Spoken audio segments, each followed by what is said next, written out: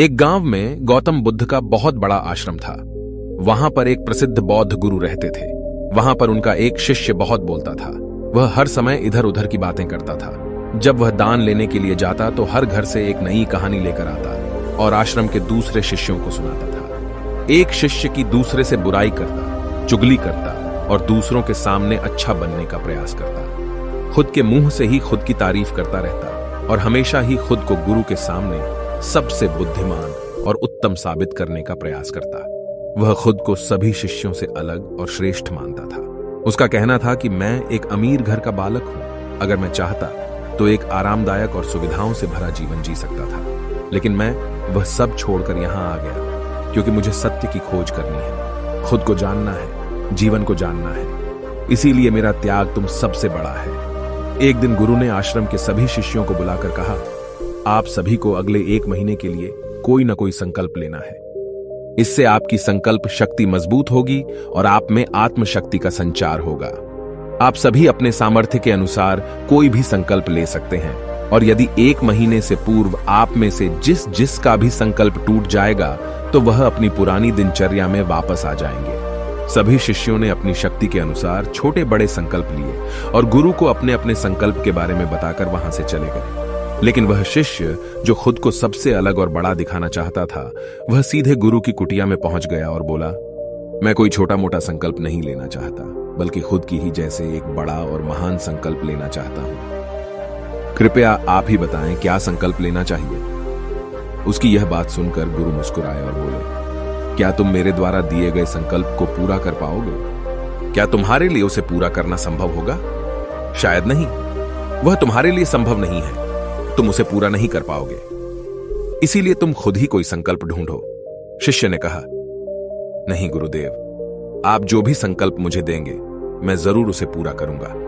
गुरु ने कहा, ठीक है, तो तुम अगले 1 महीने तक चुप रहो, मुंह से एक शब्द भी नहीं निकालोगे। यही तुम्हारा संकल्प है। शिष्य ने कहा, गुरुदेव, यह भी कोई संकल्प है? यह तो बहुत ही आसान है। 1 महीने तक चुप ही रहना है। आप कोई बड़ा संकल्प दीजिए जो मेरी योग्यता के लायक हो, जिसे पूरा करने में मुझे समस्या हो। गुरु ने कहा, पहले तुम इस संकल्प को तो पूरा करके दिखाओ। शिष्य ने गुरु की बात मान ली और वह उसी समय चुप हो गया और पलटकर कुटिया से बाहर चला गया। उसे चुप रहना बहुत आसान लग रहा था। उसने एक दिन तो जैसे तैसे चुप रहकर काट लिया, लेकिन दूसरे दिन से उसके मन में ना बोलने का बोझ बढ़ने लगा। तीसरे दिन उसे भारीपन महसूस होने लगा और चौथे दिन उसके अंदर एक अजीब सी बेचैनी होने लगी, क्योंकि आसपास आश्रम के सभी शिष्य एक दूसरे से बातें कर रहे थे।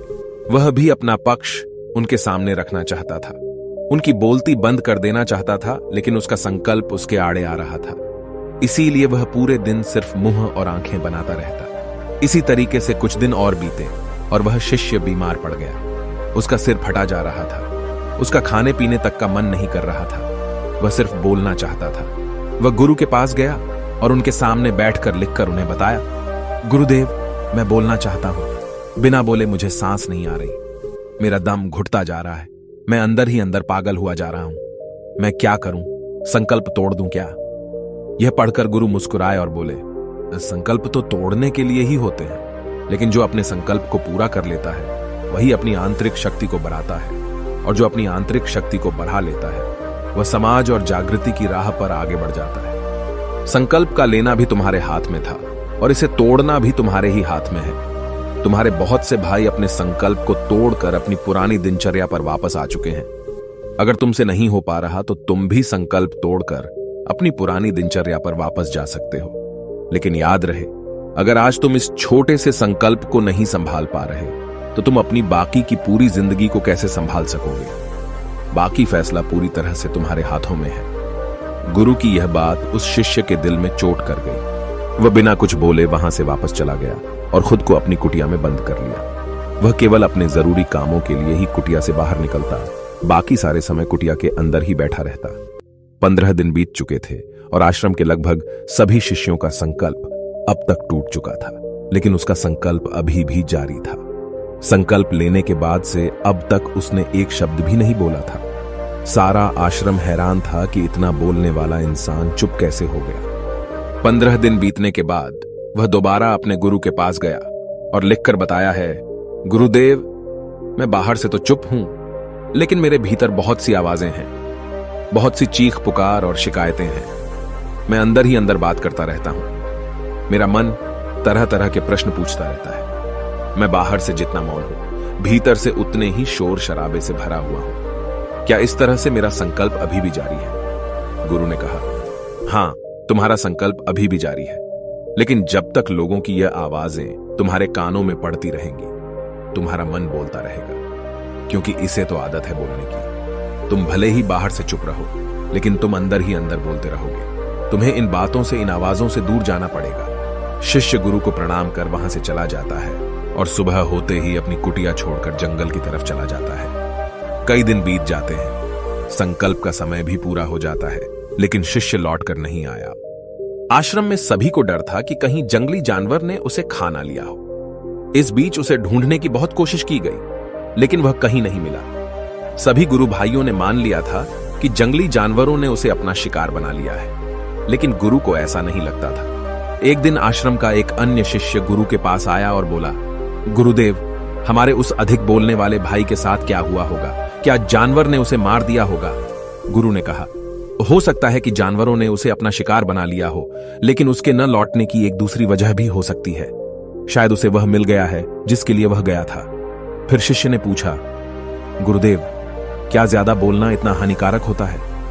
गुरु ने कहा, इंसान के जीवन के बहुत सारे दुखों में से एक दुख यह भी है कि वह कभी चुप नहीं रह सकता, हमेशा कुछ ना कुछ बोलता ही रहता है। सिर्फ हमारे बोलने के कारण हमारे आधे से ज्यादा दुख पैदा होते हैं।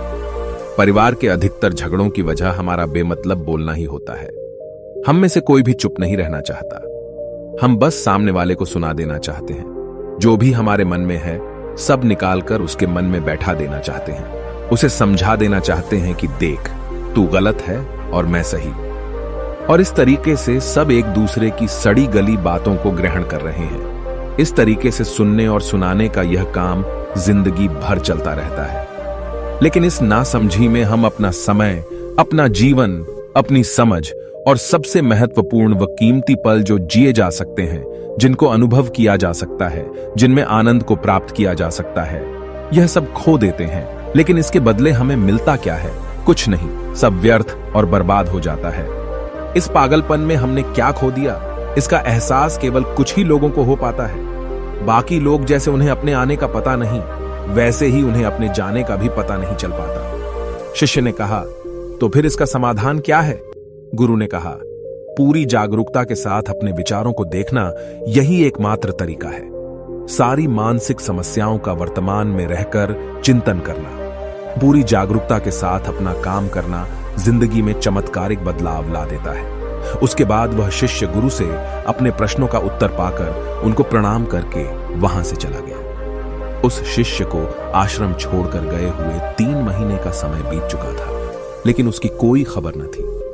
अब तक तो सभी गुरु भाइयों ने भी उसके वापस लौटने की उम्मीद छोड़ दी थी, लेकिन एक दिन वह आश्रम लौट आता है। उसे देखकर सभी के आश्चर्य और खुशी का ठिकाना न रहा। लेकिन अब वह नहीं था जो यहां से गया था, वह कुछ और ही बनकर वापस आया था। उसके अंदर एक गजब का बदलाव महसूस किया जा सकता था। उसके चेहरे पर एक गजब का ठहराव और आंखों में बनी शांति थी। आश्रम में आते ही सभी गुरु भाइयों ने उसे चारों तरफ से घेर लिया और बातें करने लग गए। वह भी अपने गुरु भाइयों से बातें करने लगा।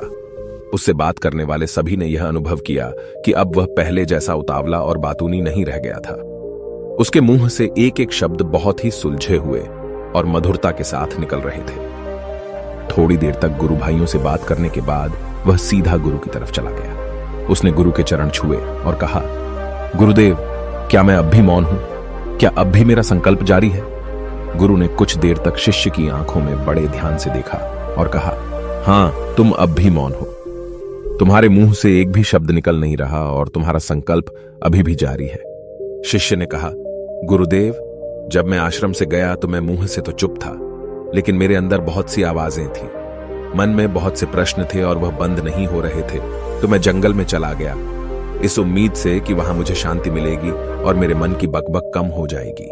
लेकिन मैं जितना एकांत में जाता गया, मेरे अंदर की आवाज उतनी ही तेज होती गई। मेरे भीतर की पुरानी से पुरानी आवाज मुझे सुनाई देने लगी। तब जाकर मैंने महसूस किया कि मैं कितना गलत कर रहा था। जब मैं अपने परिवार वालों, दोस्तों को और गुरु भाइयों को बुरा भला कहता था तो उस समय मुझे लगता था कि मैं सही कह रहा हूं। जब मैं गुरु भाइयों की एक दूसरे से चुगली करता था और उनका मजाक बनाता, तब भी मुझे यही लगता था कि मैं उनसे बेहतर हूं और मैं सही कर रहा हूं। लेकिन उस दिन मैंने पहली बार महसूस किया कि मैं कितना गलत बोलता था। काफी दिनों तक ये आवाजें, ये शिकायतें मेरे अंदर चलती रहीं, लेकिन धीरे धीरे करके एक दिन ये सारी आवाजें मेरे अंदर से समाप्त हो गई। अब मैं भीतर से भी मौन हो गया। उस घने जंगल में बाहर से कोई बोलने वाला था नहीं और भीतर कोई आवाज बची ही नहीं थी, और मैं उस दिन पहली बार मौन का सही अर्थ समझा। मेरे चारों तरफ बहुत शांति थी। हालांकि अभी भी कुछ आवाजें आ रही थीं जो पहले भी आती थीं, लेकिन मैं उन्हें सुन नहीं पाता था। पर अब वह सभी आवाजें मुझे स्पष्ट रूप से सुनाई दे रही थीं। हवा के चलने की आवाज, चिड़ियों के चहकने की आवाज और पानी के बहने की आवाज। ये सभी आवाजें मैंने पहली बार पूरे होशपूर्वक सुनी। अपने चारों तरफ इतनी शांति मैंने पहले कभी महसूस नहीं की थी। तो इस शांति को भंग करने के लिए मैंने पहली बार अपने मुंह से कोई शब्द निकाला। मैं चिल्लाया, हे ईश्वर, ये कैसी शांति है? सभी कुछ इतना शांत क्यों है? ऐसा क्या हो गया? लेकिन मेरे चिल्लाने के बाद भी शांति भंग नहीं हुई। सब कुछ पहले जितना ही शांत था, बाहर भी और भीतर भी। हे गुरुदेव, मैंने अपने गुरु भाइयों से बात की, मैंने आपसे बात की। मैं बोल रहा हूं, मैं चल रहा हूं, मैं सब कुछ देख रहा हूं, लेकिन मैं अपने भीतर एकदम एकांत में हूं, मौन में हूं, भीड़ में होता हूं, तब भी भीतर से अकेला एकांत में होता हूं। जब मैं खुद में भी शोर करना चाहता हूं, तब भी एकांत में ही होता हूं। अब सब दिखाई पड़ने लगा है, सब सुनाई पड़ने लगा है। गुरु ने कहा, जब तक हम बाहर की तरफ बोलते रहेंगे, भीतर अशांति ही रहेगी। लेकिन जिस दिन हम भीतर की तरफ मुड़ जाएंगे, तब हमारे मुंह से कुछ भी निकलेगा, हम शांत ही रहेंगे। दुनिया में जितनी भी बुराइयां हैं, ज्यादातर हमारे बोलने से ही उत्पन्न होती है, क्योंकि हम चुप रहना नहीं चाहते। हम जितनी जरूरत है उससे कहीं ज्यादा बोलते हैं। हम सामने वाले को सुनना नहीं चाहते, बल्कि उसकी बोलती बंद कर देना चाहते हैं। उसे समझा देना चाहते हैं कि मैं कौन हूं, मैं क्या कर सकता हूं, और यही हमारी जिंदगी का मकसद बनकर रह जाता है। हमारी सारी ऊर्जा व्यर्थ के बोलने में बर्बाद होती रहती है। ऐसे ही समाज में लोगों का जीवन दुखों से भर जाता है, जो हमेशा एक दूसरे को सुनाने में लगे रहते हैं। कभी एक दूसरे को सुनना नहीं चाहते, समझना नहीं चाहते, और चुप रहना तो उन्होंने कभी सीखा ही नहीं, क्योंकि चुप रहना उन्हें छोटा महसूस करवाता है। दुनिया की सभी लड़ाइयों का कारण हमारा बोलना ही है। इसलिए हमें सिर्फ उतना ही बोलना चाहिए जितना जरूरी हो, क्योंकि व्यर्थ का बोलना ऊर्जा को नष्ट करना है, और यह बोलना ही हमें कभी अपने भीतर की ओर लौटने नहीं देता, क्योंकि यह हमें बाहर की ओर खींचकर रखता है, और बाहर है ही क्या इस संसार के अलावा। लेकिन अगर अपने भीतर के संसार की ओर मोड़ना है, तो इस मुंह को बंद ही रखना चाहिए। इसीलिए जितने भी बुद्ध हुए, आत्मज्ञानी हुए, वह सभी एकांत की ओर भागे, ताकि उन्हें ज्यादा न बोलना पड़े, ज्यादा सुनना न पड़े। वह एकांत में रहे और शांत रहे, इसीलिए आसानी से भीतर की यात्रा कर पाए। लेकिन अगर कोई चाहे तो इस संसार में रहकर भी एकांत में रह सकता है, शांत रह सकता है, लेकिन इसके लिए उन्हें अपनी ऊर्जा बचानी होगी, जिसे वह अब तक अपने व्यर्थ के शब्दों में बर्बाद कर रहे थे। दोस्तों, इस कहानी की सीख यही है कि व्यर्थ का बोलना ऊर्जा को नष्ट करना है। ज्यादा और व्यर्थ बोलना ही हमें अपने भीतर की ओर लौटने नहीं देता, क्योंकि यह हमें बाहर की ओर झुकाए रखता है, और जिन्हें भीतर की यात्रा करनी है, उन्हें अपने मुंह को बंद ही रखना चाहिए। दोस्तों, उम्मीद करता हूं आपको ये कहानी पसंद आई होगी। तब तक के लिए आगे बढ़िए, हिम्मत कीजिए और तोड़ दीजिए सारे बंधनों को।